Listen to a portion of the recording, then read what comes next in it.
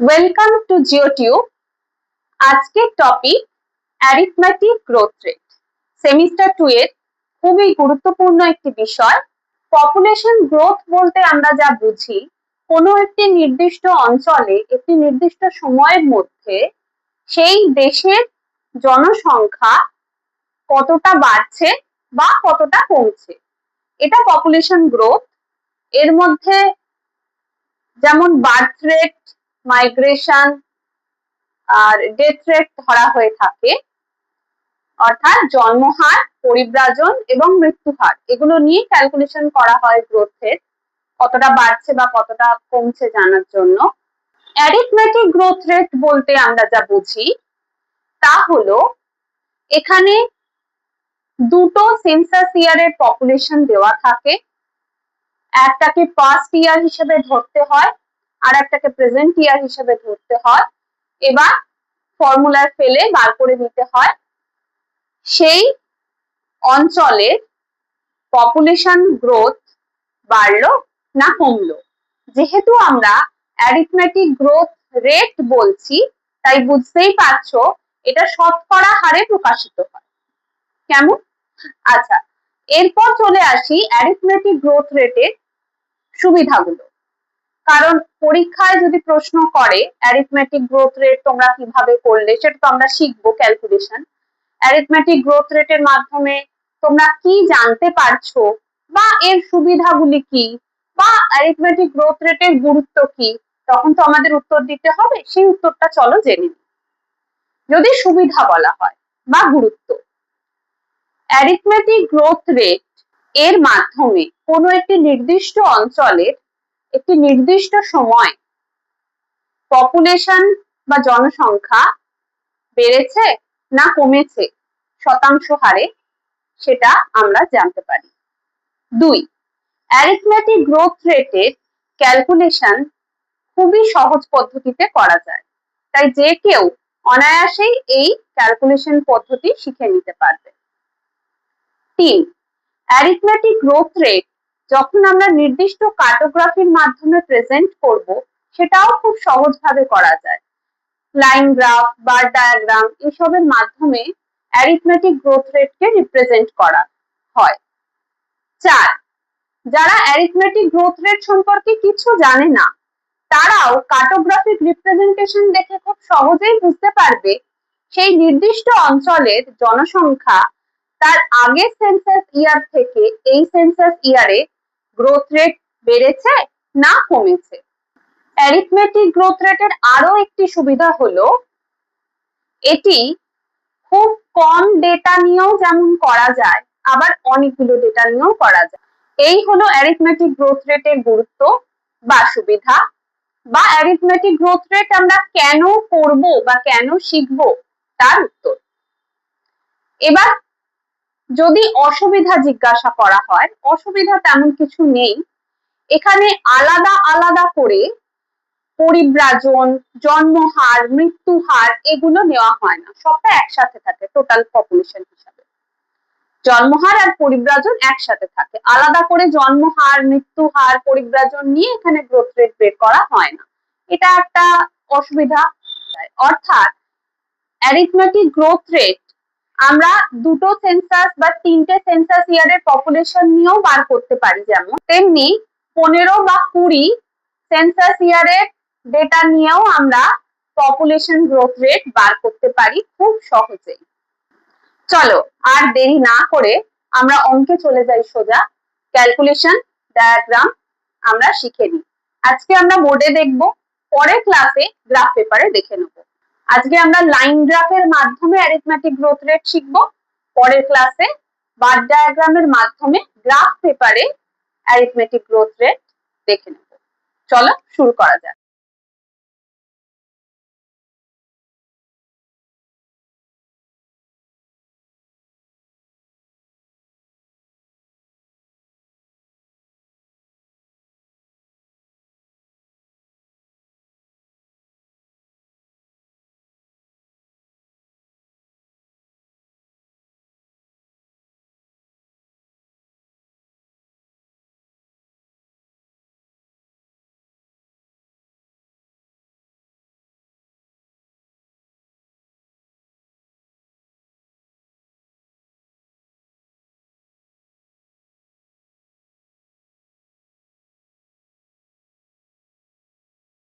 চলো দেখে নেওয়া যাক প্রশ্নটা। Calculate arithmetic growth rate of Howrah and Kolkata, present it by a suitable cartography. Suitable cartography মানে যে কার্টোগ্রাফিটা এখানে মানানসই হবে সেই কার্টোগ্রাফিটাই এখানে আমরা আঁকবো। এক্ষেত্রে একটা শর্ট ট্রিক বলে রাখি তোমাদের, যখন দেখবে অনেকগুলো সেন্সাস ইয়ার দিয়েছে, জায়গা কম দেওয়া আছে, ইন জেনারেল ক্ষেত্রে তখন লাইন গ্রাফ হয়ে থাকে। যেমন এখানে হাওড়ার ক্ষেত্রে অনেকগুলো গ্রোথ রেট বেরোবে, দেখবে এখানে সেন্সাস ইয়ার আছে 7টা, তো দেখবে 6খানা গ্রোথ রেট বেরোচ্ছে। তাহলে 6খানা গ্রোথ রেট 6খানা পয়েন্ট হবে, একটা লাইন গ্রাফ ইজিলি হয়ে যাবে। কলকাতার ক্ষেত্রেও তাই। কিন্তু যদি দেখো পরের দিন আমরা শিখবো বার ডায়াগ্রাম অ্যারিথমেটিক গ্রোথ রেট দিয়ে, সেটা কখন হবে? ইন জেনারেল যদি দেখো যে অনেকগুলো জায়গা দেওয়া আছে, প্রায় 7-8টা জায়গা দেওয়া আছে, কিন্তু সেন্সাস ইয়ার আছে মাত্র 2টো বা 3টে, ঠিক আছে, সেই ক্ষেত্রে বার ডায়াগ্রামটা আমরা করতে পারি। তাও পরীক্ষার সময় কোয়েশ্চেন বুঝে নিয়ে কোন ডায়াগ্রামটা সুটেবল হবে সেটা একটু বুঝে আমাদের করা ভালো। এটা একটা জেনারেল ট্রিক বলে দিলাম, এটা হয়ে থাকে জেনারেলি। তো এবার চলে আসি আমরা অ্যারিথমেটিক গ্রোথ রেট কি করে বার করব। এখানে step 1 formula of growth rate দেখা যাচ্ছে present year population minus past year population divided by past year population into 100। এটা আমাদের অ্যারিথমেটিক গ্রোথ রেটের ফর্মুলা, যেটা স্টেপ 1 হিসাবে লিখবো। স্টেপ 2 তে ক্যালকুলেশন টেবিল করব, আর স্টেপ 3 তে এই ফর্মুলার ওপরই একটা ক্যালকুলেশন, যে কোনো একটা ডিস্ট্রিক্টে ক্যালকুলেশন করে আমরা দেখিয়ে দেবো অ্যাজ আ এক্সাম্পল। একটু দেখে নেবে স্পেলিংটা, ARITHMETIC, অ্যারিথমেটিক গ্রোথ রেট, স্পেলিংটা দেখে নেবে। হ্যাঁ, আচ্ছা চলো এবার আমরা ক্যালকুলেশনে যাই। কিভাবে সাজাবো? Step 1 calculation table for arithmetic growth rate. এরপর আমরা টেবিলটা করছি। টেবিলে অ্যাজ ইট ইজ যেমন কোয়েশ্চেন পেপারে ছিল সেরকম সিরিয়াল নাম্বার রেখেছি, সেন্সাস ইয়ার রেখেছি, হাওড়া ডেটা, তারপর লিখেছি গ্রোথ রেট, মানে এখানে হাওড়ার গ্রোথ রেট বের করব, কলকাতার পপুলেশনের ডেটা, তারপরে কলকাতার গ্রোথ রেট বার করব। আমি প্রথমে কি বলেছিলাম যদি তোমাদের মনে থাকে একবার মনে করে নাও, যে এখানে সেন্সাস ইয়ার আছে 7টা, কিন্তু গ্রোথ রেট বেরোবে 6টা। কেন না? বলেছিলাম একটা পাস্ট ইয়ার আর একটা প্রেজেন্ট ইয়ার, দুটো আমাদেরকে ধরতে হয়। ফর্মুলা তোমরা ইতিমধ্যেই দেখেছো। ফর্মুলা কি আছে? Present year population minus past year population divided by past year population into 100। 100 করলে তবেই শতকরায় বেরোচ্ছে। তাহলে আমি দুটো দুটো করে ইয়ার নিয়ে করব। এই দুটো ইয়ার যদি ধরি 1951, 1961, এই দুটো ইয়ারের মধ্যে পাস্ট ইয়ার কোনটা? ঠিক 1951। তাহলে 1951 পাস্ট ইয়ার হলে প্রেজেন্ট ইয়ার হচ্ছে 1961। তাহলে এইভাবে ঠিক ফর্মুলার ফেলে আমি করব। কেমন? একটা কেস স্টাডি করে আমরা দেখিয়ে দেবো, আদারওয়াইজ এইভাবেই ফর্মুলার ফেলে আমরা টেবিলে বসিয়ে দেবো, ঠিক আছে? তাহলে প্রেজেন্ট ইয়ার পপুলেশন মানে 1961 population minus 1951 population divided by 1951 population into 100। অতি সহজ একটা বিষয়, এটা কেস স্টাডি অলরেডি দেখেছো। এবার আমরা বসাবো কোথায় গ্রোথ রেটটা? গ্রোথ রেটটা বসবে 1961 লাইন বরাবর গ্রোথ রেটে, হাওড়ার গ্রোথ রেটে। কেন না? যখন দুটো ইয়ারের হচ্ছে লাস্ট যে ফার্স্ট ইয়ারের গ্রোথ রেটটা, এটা আমরা পাবো না। এটা পাওয়ার জন্য আমার 1941 সেন্সাস ইয়ারের পপুলেশন লাগবে, সেটা তো নেই। সুতরাং 1951 এর গ্রোথ রেট আমরা পাচ্ছি না। তোমার তার মানে বুঝে নিতে হবে ক্যালকুলেশন যখন আমি করব, একদম ফার্স্ট সেন্সাস ইয়ারের যে ডেটা থাকবে সেই ডেটা ওয়াইজ গ্রোথ রেট, সেই সেন্সাস ইয়ারের গ্রোথ রেট আমরা পাবো না, তারপর থেকে পাবো। এটা হাওড়ার ক্ষেত্রেও আমরা পাবো না, ড্যাশ দিয়ে দেবো যেহেতু পাচ্ছি না। কলকাতার ক্ষেত্রেও পাবো না, তাই ড্যাশ দিয়ে দিলাম। এরপর থেকে আমরা পাবো। চলো তাহলে প্রথমে 1961 এর গ্রোথ রেট বেরোচ্ছে তাহলে 26 6.51। এরপর দুটো করে যেই ডিজিট নিচ্ছি, এই 2 নম্বর ডিজিটের পরের ডিজিটটা মানে 3 পয়েন্টের পর 3 নম্বর ডিজিটটা দেখে নিয়ে 2 নম্বর ডিজিটটা বসাবো, কারণ 3 নম্বর ডিজিটটা যদি 5 বা 5 এর বেশি হয় তাহলে +1 হয়ে যাবে আগের সংখ্যাটার সাথে। এটা তোমরা সকলেই ছোটবেলায় অঙ্কে করেছো, সেম প্রসেস এখানে অ্যাপ্লিকেবল হচ্ছে। ঠিক আছে, এইভাবে চলো তাহলে আমরা প্রত্যেকটা গ্রোথ রেট বার করে নিই আগে।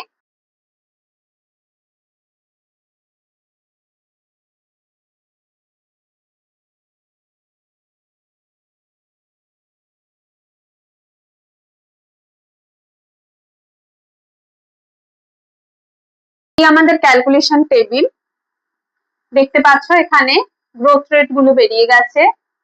26.51, 18.58, 22.74, 25.71, 14.57, 13.50 এগুলো হাওড়ার গ্রোথ রেট। কলকাতার গ্রোথ রেট বেরিয়েছে 8.49, 7.58, 4.95, 33.13, 3.93 মাইনাস 1.67। খুব অদ্ভুত ভাবে এই গ্রোথ রেট মাইনাসে বেরিয়েছে, তার মানে বুঝে নিতে হবে 2011 সেন্সাস ইয়ার অনুযায়ী কলকাতার গ্রোথ হ্রাস পেয়েছে, মানে কমেছে। চলো, এটাকে আমি প্রথমেই বলেছিলাম যে আমরা লাইন গ্রাফের মাধ্যমে রিপ্রেজেন্ট করব। চলো কার্টোগ্রাফির মাধ্যমে আমরা রিপ্রেজেন্ট করে ফেলি। Step 3, growth rate of Howrah 1911 সালের গ্রোথ রেটের একটা এক্সাম্পল করে দেখানো হয়েছে। প্রেজেন্ট ইয়ারে 943,502 পপুলেশন ছিল, পাস্ট ইয়ারে 850,514 পপুলেশন ছিল। তো present year minus past year population divided by past year population into 100 করে স্টেপ বাই স্টেপ মেনে একটা পপুলেশন কেস স্টাডি বা এক্সাম্পল হিসেবে দেখানো হয়েছে স্টেপ 3-তে ক্যালকুলেশন টেবিলের পর। এটা একটা দেখালেই হবে, বাকিগুলো সমস্ত ক্যালকুলেশন টেবিলে অ্যাজ ইট ইজ বসে যাবে। একটুখানি তোমরা আমাকে বোর্ডটা তো পরিষ্কার করতেই হলো, কারণ লাইন গ্রাফটা না হলে দেখাতে পারবো না। তোমরা গ্রোথ রেট গুলো আগে লিখে নিও, স্ক্রল করে ভিডিওটা পেছিয়ে গ্রোথ রেট গুলো লিখে নাও, তাহলে লাইন গ্রাফটা বুঝতে তোমাদের সুবিধা হবে। ভার্টিক্যাল স্কেলটা 1 সেন্টিমিটার রিপ্রেজেন্ট 10% ধরছি, আর হরাইজন্টাল স্কেলটা 1 সেন্টিমিটার রিপ্রেজেন্ট 1 সেন্সাস ইয়ার ধরে নিচ্ছি। আগে অ্যাক্সিস এক্স অ্যাক্সিস আর ওয়াই অ্যাক্সিসটা টেনে নিই। অবভিয়াসলি এক্স অ্যাক্সিসে ইয়ার গুলো হবে, ওয়াই অ্যাক্সিসে গ্রোথ রেটটা ভার্টিক্যাল স্কেলে হচ্ছে, আর হরাইজন্টাল স্কেলে সেন্সাস ইয়ার।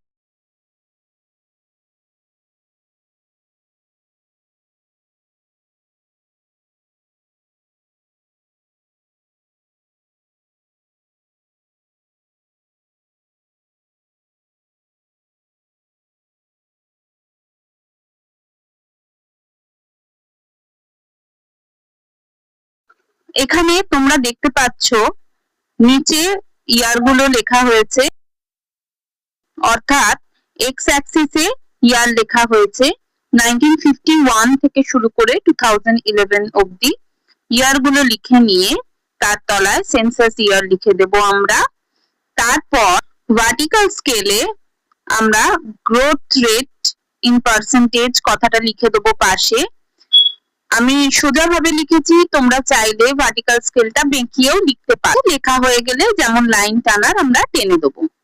এইখানে মনে রাখবে লাইন যখন টানছি তলায় সবসময় আমরা ড্যাশ দিচ্ছি আর উপরে অ্যারো। আর ভার্টিক্যাল স্কেল যখন আমরা লিখছি তোমরা দেখতেই পাচ্ছ 0 নিচে -10 লিখেছি।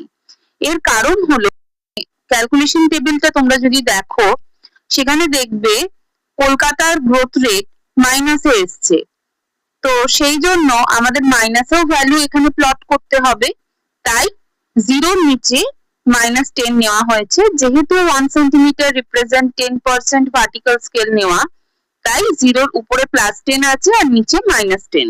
-10 এর বেশি আমাদের লাগবে না বলে সেই জন্য আমরা 0 লাইনটা ডটেড লাইন করেছি। পজিটিভের মান যা নেব সেগুলো 0 থেকে স্কেল বসিয়ে আমরা নেব, আর নেগেটিভের মান যেটা আছে সেটা 0 থেকে নিচের দিকে বাড়বে নেগেটিভের মান। এরপর আমরা হাওড়া আর কলকাতার লাইন দুটোই এখানে প্লট করে নেব। চলো এবার তোমরা তোমাদের কাছে লিখে থাকা ডেটা গুলো গ্রোথ রেটটা লিখে নিতে বলেছিলাম তোমাদের, একটুখানি সেই অনুযায়ী দেখো। হাওড়ার 1961 এর রেসপেক্টে 26.51 প্রথম পয়েন্ট আমরা নেব হাওড়ার জন্য। এখানে 20 স্কেল বসাবো আমরা, 0 থেকে স্কেল বসাবো, হ্যাঁ, -10 থেকে নয়, কিন্তু 1951 ফাঁকা থাকবে। এখানে একটা মনে রাখার মতন বিষয়, সেটা হচ্ছে 1951 এ কিন্তু আমাদের কোনো গ্রোথ রেট বেরোয়নি। 1951 ফাঁকা থাকবে, আমরা 1961 এ নেব। আর নেব 0 থেকে, এই ডটেড লাইনে কিন্তু স্কেলটা বসিয়ে আমরা নেব। কেমন? নিচের লাইনটা কিন্তু মনে রাখবে -10 থেকে কোনো ডেটা নেব না, ওটা শুধুমাত্র কাজে লাগবে কলকাতার ওই মাইনাসের ডেটাটাকে প্লট করার জন্য। 20, 0 থেকে 2 সেন্টিমিটার উঠলেই 20, 2.5 গেলে 25, গ্রোথ রেটে 25, 2.5 সেন্টিমিটার গেলে 25%, আর 2.6 সেন্টিমিটার গেলে 26, আর তার একটু উপরে উঠলেই 26.5। আমি একটা পয়েন্ট নিলাম, তোমরা পেন্সিল আরো সুন্দর করে ছোট্ট করে পয়েন্টটা নিতে পারবে। এটা যেহেতু পেন একটু মোটা হচ্ছে পয়েন্টটা, হ্যাঁ, এই পয়েন্টটা নেওয়া হলো।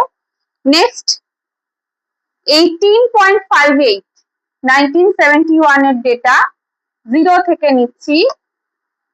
18.58,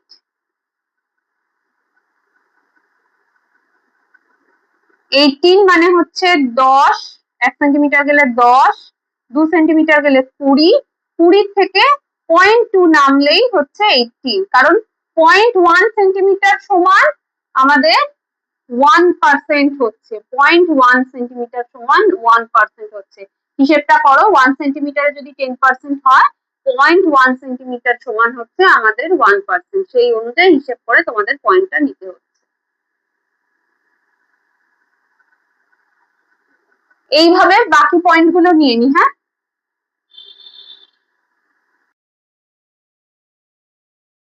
পয়েন্ট গুলোকে জাস্ট জয়েন করে দেবো।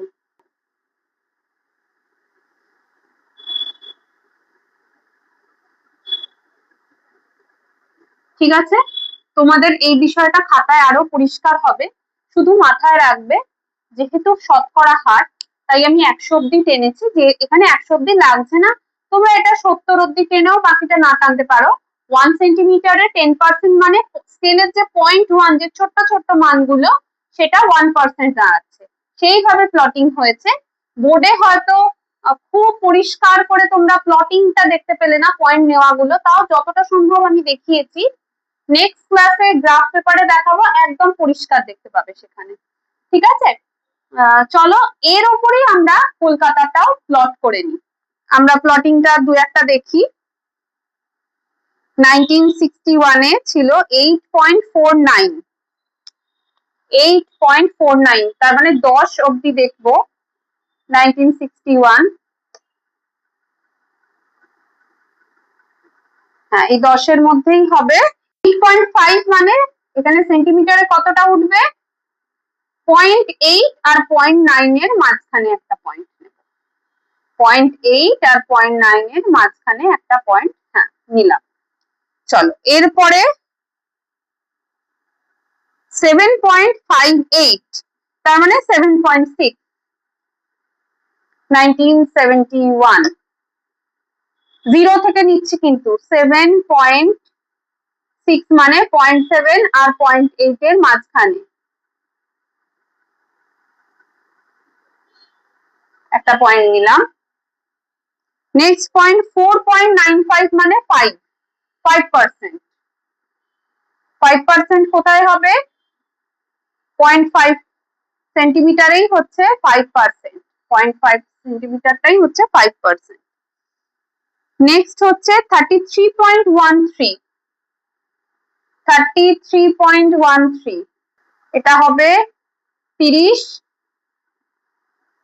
33 মানে হচ্ছে 30 এর পর আমরা যাব, এই যে 30%, মানে 3 সেন্টিমিটার গিয়ে তারপরে 0.3 উঠবো, 33.13, তার মানে 3.3 তে গিয়ে আমরা একটা পয়েন্ট নিচ্ছি।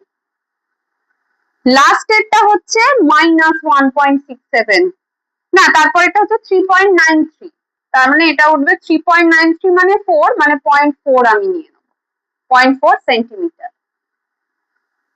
লাস্টেরটা হচ্ছে -1.67, -1.67 মানে হচ্ছে, এটা একটু ভালো করে বোঝো, নেগেটিভে মান যাচ্ছে, এইটা যেটা করব 0 থেকে তলার দিকে মান নেব, 0 থেকে তলার দিকে নেব। কত তলায় যাব? -1.67 মানে -0.1, তলার দিকে 0.1 আর 0.2 এর মাঝখানে একটা ঘর নেব। চলো একটু দেখে নি এটা।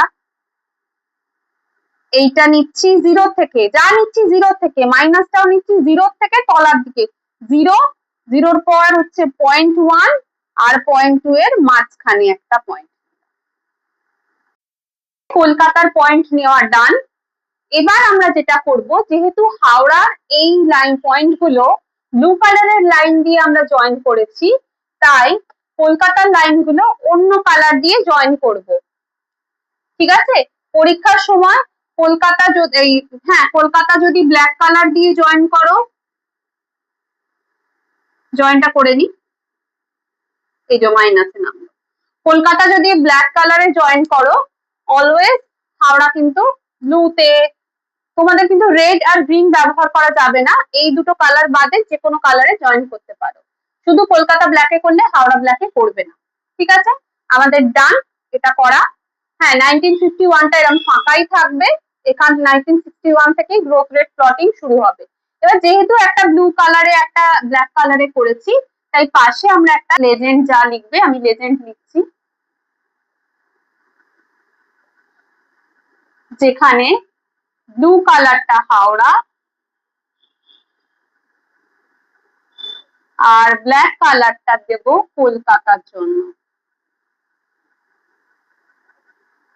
স্কেল আমাদের অলরেডি লেখা আছে, এখানে একটা হেডিং দেবো যেখানে লেখা থাকবে arithmetic growth rate showing comparison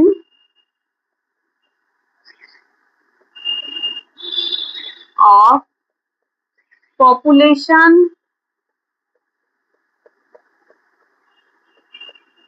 growth rate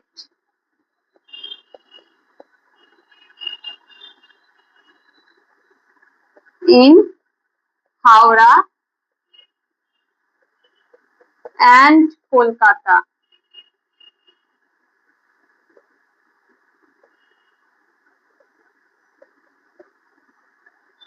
আমরা সেন্সাস ইয়ার ব্যবহার করেছি 1951 থেকে 2011।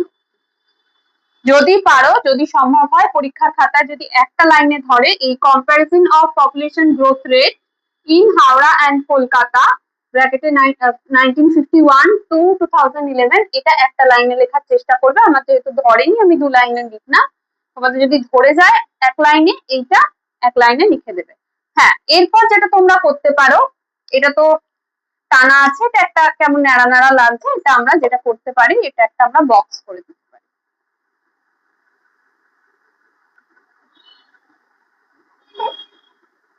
চলো, আমাদের কাজ কমপ্লিট। আচ্ছা, এখানে শুধু ব্ল্যাক কালারটা দেবো, যেহেতু ব্ল্যাক কালারে ডিনোট হচ্ছে কলকাতা। আমাদের কাজ ইন্ডেক্স, তাহলে কি কি হলো? প্রত্যেকটাই নাম্বার আছে, কিন্তু শুধু ডায়াগ্রামে নাম্বার নেই। ডায়াগ্রাম করে এই যে পাশে স্কেলটা করেছো, এখানে যে growth rate in percentage census year লিখেছো, এতেও নাম্বার আছে। এই যে ভার্টিক্যাল স্কেল, হরিজন্টাল স্কেল কোনটায় কি হবে সেটা লিখেছো, এতেও নাম্বার আছে।